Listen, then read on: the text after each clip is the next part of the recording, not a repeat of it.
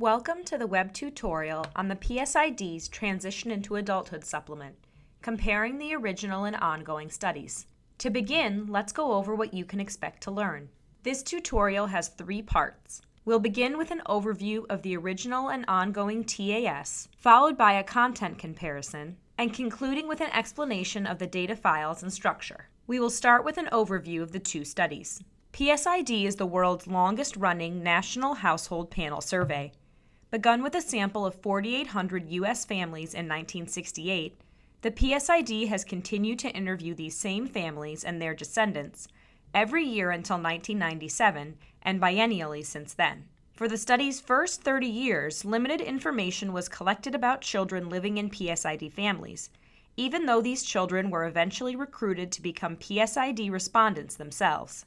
In 1997, PSID introduced the Original Child Development Supplement, CDS, to provide researchers with extensive data on a cohort of PSID children and their extended families in order to study the dynamic process of early human and social capital formation. CDS 1 through 3, or the original CDS, included up to 2 eligible children per PSID household at the first wave in 1997, and followed those children over up to 3 waves, ending in 2007. Sample children participated in the original CDS until they reached age 18 or left high school. These young adults were then eligible for the Transition into Adulthood supplement, or TAS, which began as a biennial interview in 2005. The original TAS captures data on the developmental pathways and outcomes of original CDS participants during the transition into early adulthood. TAS fills the gap between information collected in the CDS and information on adulthood collected from panel members who enter the main PSID study once they have assumed economic independence as heads and spouse partners.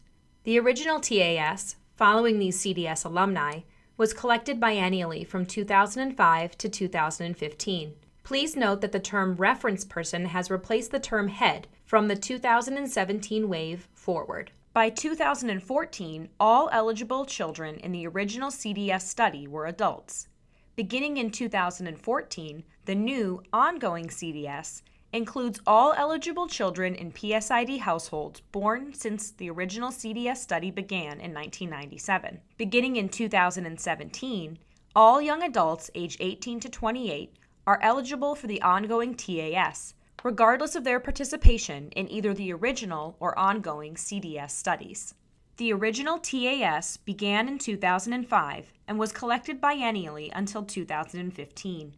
Young adults who participated in the original Child Development Supplement were eligible for the original TAS. This cohort consists of children who were born from 1985 to 1997, who were ages 0 to 12 in 1997. This cohort of children transitioned into the TAS supplement when they turned 18 and were no longer in high school. The design of the ongoing TAS, which began in 2017, differs from the original TAS in 3 significant respects. First, all young adults born or adopted into PSID families who are currently between the age of 18 and 28 are eligible for the ongoing TAS. This differs from the original TAS, where no more than 2 eligible children per family were randomly selected to participate. Second, future waves of the ongoing TAS will include young adults who are newly eligible since the prior wave, in order to create a steady-state panel that will be population representative of young adults in the cross-section,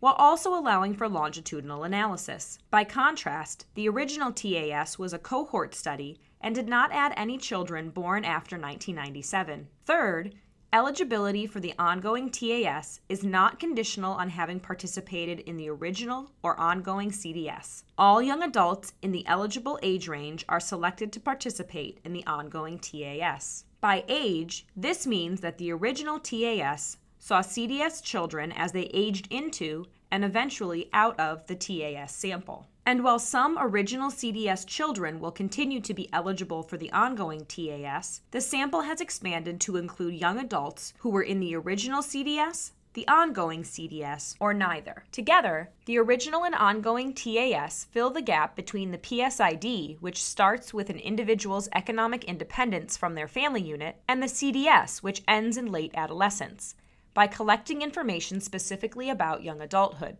Just as the TAS fills the gap between the CDS and the main PSID, much of the content from both the original and ongoing TAS mirror the content from the main PSID and CDS, while additional content is included specifically designed to be age-appropriate for young adults transitioning into adulthood. The content that parallels content from the main PSID includes topics surrounding work, career trajectories, education, and family. In addition, school linkages can be made using the Integrated Post-Secondary Education Data System, or IPEDS. These linkages are available via Restricted Data Contract, just as they are in the main PSID. Since the individuals included in the original TAS were all part of the original CDS, a large portion of the TAS content mirrors those sections. This holds for the ongoing TAS as well, where the age group of eligible participants are in between childhood and adulthood. These sections include time use, civic engagement,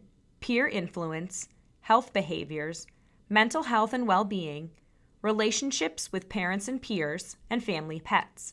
Linkages to school characteristics are available under Restricted Data Contract. TAS-specific content focuses mainly on items pertinent to young adults. This includes items like goals and expectations, self-rated skills and ability and self-rated responsibility, experiences of discrimination, risky behaviors, including exposure to the criminal justice system, social support from parents, and age-specific expenditures and savings questions. Exposure to the criminal justice system information is available under Restricted Data Contract, while digital technology access and use are continually updated to stay up to date with technological changes. As seen in the previous slides, the subject matter has remained stable across the original and ongoing TAS studies, but several changes have been made in the expansion and updating of the questionnaire while moving from the original to ongoing TAS. Included in this expansion is the harmonization of fertility measures to align with the National Survey of Family Growth, NSFG, as well as the expansion of questions in connection to the Technological Access and Use section, and an updated section collecting information on childhood health. To understand exactly which questions are asked in which waves, it's best to look directly at the questionnaires and supporting documentation. To do this, let's start at the PSID's homepage, psid.org. From the homepage, click on the Documentation tab located under the PSID banner. Next, click on the Questionnaires and Supporting Documentation heading, which contains links to the documentation for the main PSID and supplemental studies, including the Transition into Adulthood supplement. If you open the nodes on the right side of the page, under Supplemental Studies and Transition into Adulthood supplement, you will see the questionnaires, codebooks, user guides, and other supporting documents in chronological order for each wave of the TAS. To conclude, we'll briefly describe the file structure of the TAS, which will allow you to link and merge TAS respondents across waves and studies.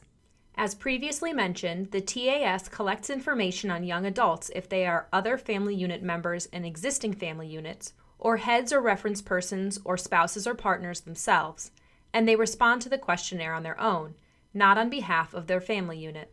Due to these attributes, the TAS files are delivered at the individual level of the young adult. There is one publicly released file per wave of the TAS, and the 1968 ID and person number can be used in combination to uniquely identify each individual. For more information on how to link individuals across files and between waves, please see the video tutorial, Merging PSID Records Part 1, Identify and Follow Individuals. This web tutorial was produced by Nora Insulera, Catherine McGonigal, and Narayan Sastry, with funding from the Eunice Kennedy Shriver National Institute of Child Health and Human Development. This ends the web tutorial on the Transition into Adulthood supplement, comparing the original and ongoing studies. Comments and questions may be sent to psidhelp@umich.edu.